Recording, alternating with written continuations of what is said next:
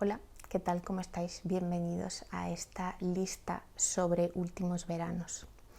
Y es que si lleváis una temporada en mi canal, quizás sepáis que una de mis épocas favoritas o de mis momentos o sentimientos favoritos sobre el que me gusta leer es esa transición de joven a adulto, las novelas que suelen llamar de iniciación o de crecimiento.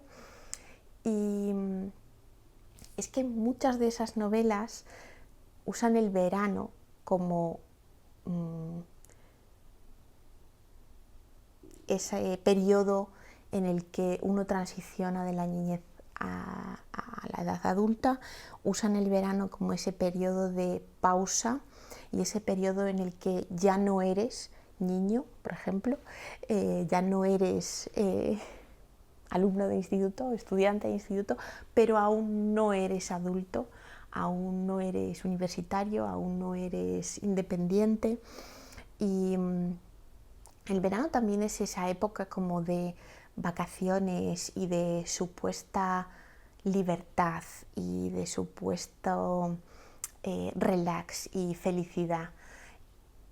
Digo supuesto porque luego todos los protagonistas de estas novelas, cuando van transicionando hacia la edad adulta, y todos los que hemos transicionado a la edad adulta, descubrimos ese choque entre lo ideal y lo real, esa desilusión con la realidad de la vida adulta, con la realidad de las reglas de los adultos.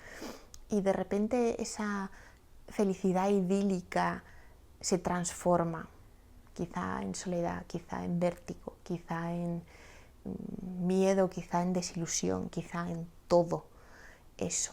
Y tenemos que aprender a manejarlo y a transformarlo. Y uno de los motivos por los que me gusta leer este tipo de libros es porque estoy convencida de que casi todos los adultos interpretamos muy bien nuestro papel de adultos entre esas reglas y todas esas responsabilidades, aunque en el fondo, si nos paramos a pensarlo, todos seguimos sintiendo vértigo, todos seguimos sin entender exactamente qué es lo que ha pasado y qué es lo que está pasando y cuál es el sentido de comportarnos como nos comportamos y de tener que hacer lo que hacemos. Y esos otros pocos que a lo mejor no son todo el rato conscientes, estoy segura de que hacen por estar tan ocupados, tan entretenidos, tan cansados, que no tienen un momento para pararse a reflexionar sobre eso, quizá porque saben que quizá encuentren algo de vértigo, algo de miedo, algo de todo eso, todo ese qué es en realidad ser adulto y por qué de repente uno está solo ante la vida en la que la mayoría no sabemos muy bien qué hacer. En fin, pasemos a los libros. No me voy a entretener muchísimo en los argumentos. Algunos de ellos son muy conocidos, otros de ellos quizá sean menos conocidos. Vamos a empezar por uno de mis absolutos favoritos, El bello verano, del italiano Cesare Pavese. Este es un libro que cumple exactamente con la premisa de un último verano, un verano de transición. La protagonista es Gina, una chica que vive en la gran ciudad, que trabaja en la gran ciudad, y el verano es un momento de fiestas. De hecho, el libro comienza con la frase: en aquellos tiempos siempre era fiesta. Y esta frase puede entenderse, por supuesto, de muchas maneras, como en aquellos tiempos en los que yo aún era joven e inocente, todo me parecía como una fiesta, o en aquellos tiempos en los que era verano y me ocurrió, todo lo que cuenta aquí. Este libro es muy agridulce, diría yo. Yo creo que transmite muy bien todas esas sensaciones todo ese choque de lo que esperamos y creemos que va a ser a lo que luego es. Y el libro termina en otoño y además la ciudad de fondo, con ese calor intenso en verano y luego de repente en otoño las calles vacías y el frío, todo acompaña muy bien ese sentimiento de transición y ese sentimiento de llegar pero no sabes muy bien a dónde has llegado y ahora qué. El siguiente, yo creo que es uno de los libros más conocidos sobre esta transición y sobre esta temática, es Buenos días, tristeza, de la escritora francesa Françoise Sagan. Este es un libro muy famoso porque parece ser que Françoise Sagan lo escribió cuando era muy jovencita, creo que con 18 o con 20 años. Y yo creo que este libro tiene uno de los comienzos más, es decir, brutales, más intensos sobre justamente esa transición a la tristeza y el Buenos días, tristeza precisamente se refiere a esa llegada a la desilusión que es la edad adulta, y os voy a compartir este comienzo porque a mí me parece brutal. Dice: dudo en dar el nombre, el hermoso y grave nombre de tristeza, a este desconocido sentimiento cuyo tedio y dulzura me obsesionan. Es un sentimiento tan completo, tan egoísta, que casi me produce vergüenza, mientras que la tristeza me ha parecido siempre algo honroso. Conocía el aburrimiento, la añoranza, en menor medida el remordimiento, pero de la tristeza no había tenido experiencia alguna. Hoy algo se repliega sobre mí, como un tejido de seda, suave e irritante, y me separa de los demás. También esta soledad extrema que experimentamos cuando nos damos cuenta de que estamos solos. Aquel verano tenía 17 años y era totalmente feliz. Y aquí, en el inicio, está todo el contraste, todo el choque entre la extrema felicidad, la idealización de la juventud y del verano. En este libro, además, la ubicación es idílica, se van de la ciudad a un sitio de vacaciones, la protagonista y su padre alquilan una preciosa casa de verano en la costa, se van de París, se alejan del calor y llega justo ese momento de absoluta libertad, de vacaciones. Además, la protagonista encarna toda esa libertad, despreocupación y hace todo lo que quiere cuando quiere a la perfección. Y bueno, poco a poco, según va transcurriendo el verano, pasan cosas que le hacen tener que enfrentarse a las responsabilidades y a las normas que implica la edad adulta. Y es un libro intenso, es un libro intenso. Sé que hay película, creo que incluso a lo mejor hay más de una versión, pero yo no la he visto. Bueno, el siguiente es una pareja de libros de los que quiero hablar juntos, porque uno está inspirado en el otro, es una reescritura del otro. En realidad yo quería hablar de libros más modernos, pero es que viene al caso voy a nombrarlo solamente. Primer amor, de Iván Turguéniez, en este caso el protagonista, que también en verano él y su familia se van a una villa de vacaciones, se alejan de la gran ciudad, y en esta historia en particular aparece el primer amor y también aparece el enfrentamiento a la figura del padre. Todo de nuevo choques contra el ideal, contra la realidad, y es un libro muy cortito, muy intenso. Y creo que estos dos libros combinan muy bien con estos dos, porque esta es desde una perspectiva femenina y estos son desde una perspectiva masculina. El otro es Agua salada, del estadounidense Charles Simmons, que tiene una cubierta veraniega, preciosa, que dan ganas de estar ahí sumergido en el agua. Y como el propio Charles Simmons indica, se inspiró en Primer amor de Turguéniez para escribir su novela, pero aquí hay una demostración de que el hecho de que el tema o la historia o el enfoque de la historia ya se haya hecho no significa que no pueda salir algo extraordinario. A mí este libro me encantó y este también tiene un inicio bastante concreto y que realmente resume todo lo que es el libro, todo lo que es este verano para el protagonista y este choque con las cosas que tiene la edad adulta.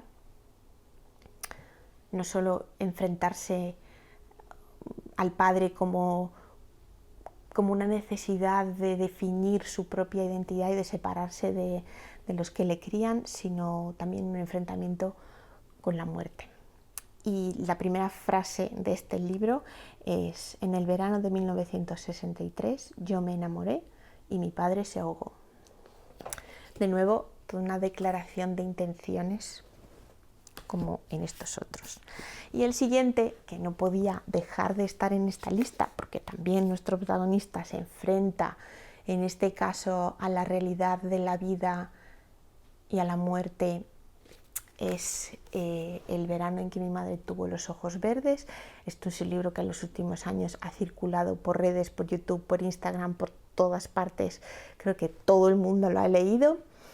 Tiene un título asombroso, tiene una cubierta preciosa de impedimenta y es de la escritora moldava Tatiana Tibuleac. Y aquí hay dos puntos de vista, o más bien el protagonista desde la distancia recuerda, pero también vemos un poco su presente, pero de nuevo, es el verano de la transición y este libro es muy visceral y tiene muchas emociones, tiene muchos altibajos. Los protagonistas pasan por muchísimas, como una montaña rusa de emociones. Y de nuevo cumple con los requisitos de verano, pasa a la madurez, enfrentarse a la vida real, a la soledad, a la tristeza. Y los dos o los tres siguientes quizá también podían ir en pack. Voy a empezar por el más conocido. El más conocido quizá es, yo lo tengo en inglés, es Verano o Estío, de Edith Wharton. Esta cubierta es preciosa también de contraste a la novela. Las novelas de Edith Wharton, si habéis leído alguna de ellas, todas son un poco, los protagonistas se enfrentan con la cruda realidad, aunque ellos quisiesen otra cosa, imaginan otra cosa para su vida, pero luego las cosas nunca salen como ellos quieren. Este en particular es a lo largo de un verano, es una chica, y en este y en estos otros dos de los que voy a hablar a continuación, que son Un romance de provincias y Enero de Sara Gallardo, tienen los tres esas protagonistas femeninas que sí se enfrentan al verano, se enfrentan a un primer amor, se enfrentan a todas las desilusiones y tremendas consecuencias que puede traerles ese primer amor, y todas estas protagonistas tienen de repente un final de verano con unas consecuencias terribles, se enfrentan a un futuro absolutamente cierto del que no saben cómo escapar y no saben, o más bien saben que no se puede escapar. Me gustó mucho el de Edith Wharton. Además, Edith Wharton hace que su protagonista sea una salvaje a la que que vive en el monte al lado de un pueblo, y al que uno de los del pueblo decide acoger y educar, con lo cual aquí el contraste es mucho más intenso, es mucho más grande. El siguiente, Un romance de provincias, esto casi es un relato del polaco Kornel Filipowicz, que fue marido de la poeta, a ver si digo bien su nombre, Wisława Szymborska, Premio Nobel de Literatura. Me encanta esta cubierta, este contraste de las flores en blanco y negro con este amarillo tan alegre y tan veraniego. que por cierto estoy viendo que va fenomenal con mis cojines. Como decía, de nuevo, la protagonista es una chica que vive con su madre, está empezando a entrar en edad de crecer, de tener que decidir, de tener que empezar a enfrentarse a las responsabilidades del futuro, y se enfrenta a las cosas poco felices y poco idílicas del primer amor, y está escrito de una manera preciosa, tiene un final desgarrador, al igual que Enero, de la escritora argentina Sara Gallardo. Esta cubierta es un poco terrible, no lo sé. La protagonista de Sara Gallardo y el verano de Sara Gallardo es un verano no de felicidad y vacaciones, sino es un verano abrasador que aplasta y ahoga y no deja respirar a la protagonista. La novela arranca también con una declaración de intenciones total. Es que escuchamos a la protagonista que está sentada en una mesa común donde están comiendo todos su familia y toda la gente que trabaja en la hacienda donde ella vive y trabaja, y dice: hablan de la cosecha y no saben que para entonces ya no habrá remedio. Desde la primera palabra ella sabe que no hay remedio y se enfrenta a este futuro totalmente cierto y totalmente devastador. Y hay otra parte que también subrayé y que yo creo que recoge muy bien todas esas sensaciones de una chica joven que querría, o que idealmente, en un mundo ideal, le tocaría disfrutar de la vida, y que sin embargo ni el amor es amor, ni la familia es la familia, ni las otras mujeres, ni siquiera la que se supone que le tiene que ayudar le ayuda. Esta novela me dejó devastada. Está escrita desde el punto de vista de esta chica, que efectivamente es muy inocente y para muchas cosas aún sigue siendo inocente, pero está embarazada. Esto se sabe desde la primera página. Y este verano y este campo que es tan abrasador y tan ahogador, hay una parte en la que dice: pero el campo está solitario y mudo bajo el sol. Nefer piensa que no sabe cómo acabar con ese miedo que come su comida y duerme su sueño. Creo que estas dos frases resumen muy bien el mood, no sé cuál sería la palabra de castellano, de mood de esta novela. Y estas últimas tres novelas, la verdad es que quería incluirlas en esta lista, aunque no se desarrollan específicamente en un verano, pero sí tienen este sentimiento de transición. Sus protagonistas muchas veces recuerdan una época como de libertad y de posibilidades que uno siente cuando es joven. Y quería empezar por Nunca me abandones, de Kazuo Ishiguro. Nunca me abandones es un libro, es una novela que yo creo que se vende erróneamente como una distopía, y es una novela que yo leí hace un par de veranos y que de vez en cuando pienso en ella. He visto también la película, creo que la película es muy buena.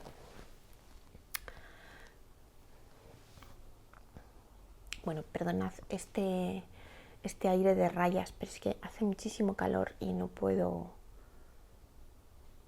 tener la persiana subida.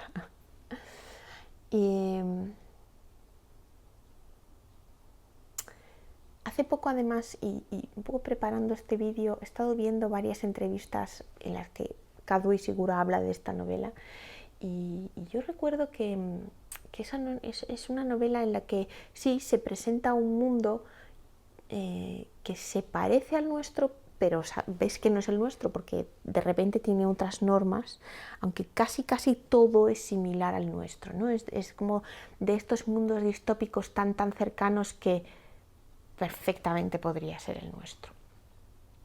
Y es cierto que yo entré con unas expectativas de novela distópica, de novela de ciencia ficción que trata sobre la tecnología del futuro y la biotecnología, y creo que de nuevo todas estas caracterizaciones no le hacen bien a la novela, y de hecho el propio autor habla de eso en algunas de las entrevistas que he visto.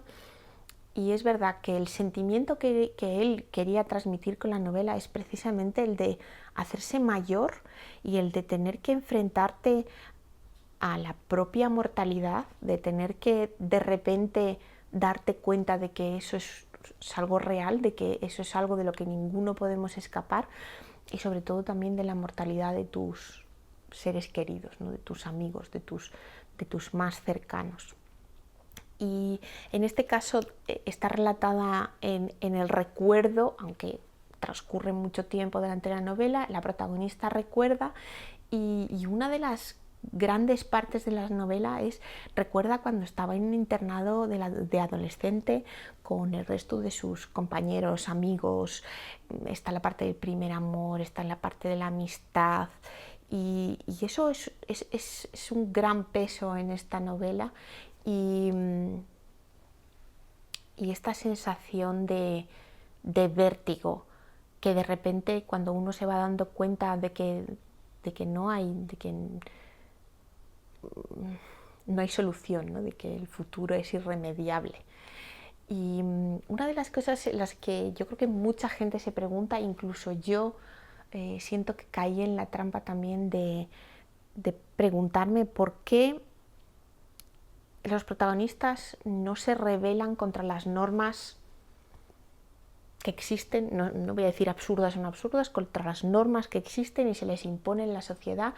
Y una de las cosas que Cadbury Seguro dice en todas sus entrevistas es: no me interesaba una historia de rebeldes, me interesaba una historia como la que todos vivimos en nuestro día a día. O es que, dice, yo, el 99% de las personas que conozco no se rebelan ante las normas sociales con las que se encuentran conviviendo, y es cierto, yo no conozco a nadie que se haya rebelado contra las normas sociales en las que cada uno nos ha tocado vivir. Es que rebelarse tiene muchas implicaciones. La primera de ellas es ser consciente de exactamente contra qué tienes que rebelarte, pero luego, para poder rebelarte y poder escapar, vamos a decirlo así entre comillas, tienes que tener una alternativa, tienes que tener una posibilidad real de a qué escapar. Entonces es una novela, bueno, todas estas novelas las quiero releer porque son unas novelas en realidad muy complejas, que tienen muchas capas, que dan para mucha reflexión, y realmente los personajes tienen una profundidad y una complejidad muy interesantes, que, bueno, por eso también son novelas excepcionales, ¿no? Aparte de que traten este tema un poco por el que todos hemos pasado. La siguiente que quería recomendar es Salir a robar caballos, del escritor noruego Per Petterson. ¿Es noruego? ¿Lo he dicho bien? Sí, Oslo. Y de nuevo, esta novela no es solo un verano, no es solo la transición a la adolescencia, pero la temática está ahí. El protagonista en este caso recuerda muchas décadas después, o sea, es un señor adulto, no anciano, pero ya casi anciano, que en una parte convivimos con él en su decisión de aislarse en una cabaña en un pueblecillo al norte del país, y hay otra parte en la que recuerda uno de sus veranos en el que salía a robar caballos con uno de los vecinos que había, uno de los veranos que también su padre le había llevado como a un sitio donde pasaban las vacaciones. De nuevo es el enfrentamiento contra el padre, de nuevo es la búsqueda de la propia identidad, el enfrentamiento a la muerte, el ser consciente también no solo de la propia muerte, sino de que los demás, los que te rodean, pueden morir o mueren, y es una novela agridulce, pero a mí me encantó la experiencia. Es una novela muy emotiva también. Quería terminar con la que quizá es la novela más extraña, quizá la más compleja y la más simbólica de todas, y es La isla de Arturo, de la italiana Elsa Morante. La isla de Arturo tiene un montón de simbolismos, es que yo seguro me he perdido muchos, pero una de ellas es que nuestro protagonista, Arturo, vive en una pequeña isla cerca de Nápoles, en el mar Mediterráneo, y esa isla es su reino. Esa isla es su amiga, su compañera, y en esa isla, que representa la libertad absoluta de la niñez, es un lugar seguro, es un lugar protegido, aislado de la sociedad, aislado de la vida de los adultos, pero también es un lugar muy solitario. Y de nuevo, creo que esta la leí hace bastantes años ya, no recuerdo detalles, recuerdo todos los sentimientos y las emociones. Por supuesto está la parte de la figura paterna, su padre es un hombre frío, autoritario, que además casi nunca está, de hecho Arturo se cría prácticamente solo, y su madre, que descubrimos en la primera página, a la que él no conoce, porque ella muere al dar a luz a este chico, ¿no?, que es nuestro protagonista. Y si habéis leído a Elsa Morante, sabéis, su estilo es muy poético, pero también es muy extenso, se extiende en los sentimientos, se extiende en las descripciones, es también muy extremo, ¿no? Las emociones del personaje son muy extremas. Ese mar, esa isla, ese anhelo de otra cosa. Bueno, es una novela, bueno, no es súper gordita, pero yo creo que es una novela que merece mucho la pena y que a mí me gustaría releer quizá pronto. No lo sé. Bueno, no sé si después de haber grabado este vídeo con todas las rayas va a poder ser, va a ser demasiadas rayas. No lo sé, el caso es que no tengo tiempo para volver a grabarlo, así que tendrá que ir así. Decidme si habéis leído alguno de estos libros, qué os parecieron, y si tenéis algunas recomendaciones de más libros de iniciación, ¿no?, de esta etapa, sea justo de un verano, de la transición de un verano o no.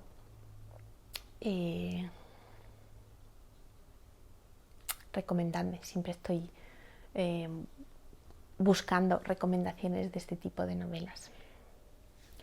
Bueno, por cierto, antes de continuar, el verano, de Verano Azul, dejadme unas solitas en los comentarios los que hayáis visto Verano Azul. Quizá os pilló de adolescentes, quizá no, pero si lo habéis visto y lo habéis sentido como el último verano y como ese verano de transformación, me encantaría saberlo. Yo es una serie que he visto muchas veces. De hecho, hace poco me ha vuelto a entrar el gusanillo ahora preparando este vídeo y no sé si volver a ver porque me da miedo de machacar mis recuerdos y de machacar todas las emociones que me generan en su momento, que a lo mejor quiero conservar, no quiero rehacer. Bueno, como siempre, muchísimas gracias por acompañarme. Nos vemos en el próximo.